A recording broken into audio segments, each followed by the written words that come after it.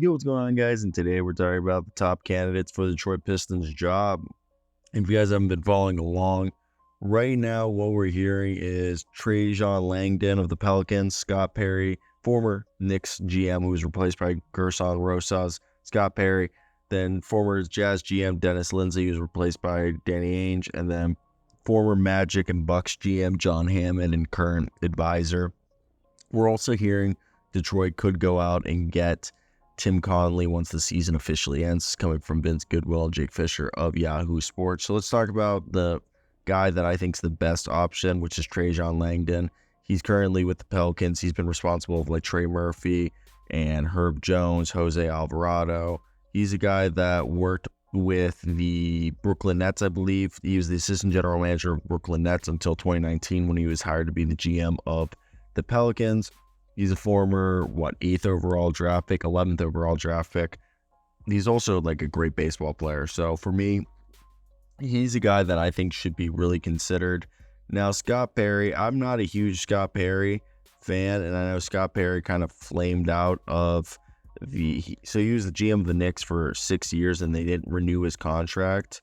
And he's a guy that, he's been around the league for a while. Joe Dumars brought him on, and he was in Orlando, and he drafted Victor Oladipo, Aaron Gordon, Alfred Payton, and Mario Hezonja.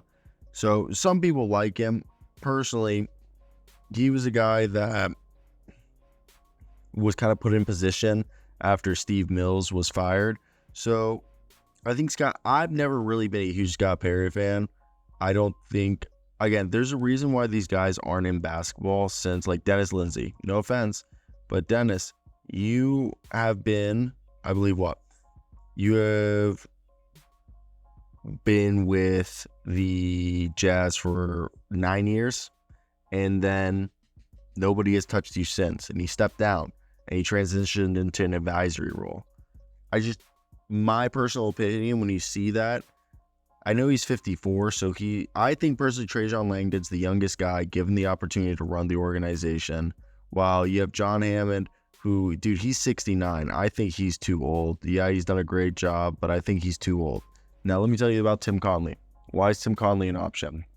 This is something I talked about with some people in Chicago when I was at the NBA Draft Combine, and basically what they alluded to is look, Tim Connelly built the Nuggets. He got out of there because he locked that team into Aaron Gordon, Jamal Murray, Nikola Jokic, and he knew that team was set, and it wasn't going to be able to improve much for the foreseeable future.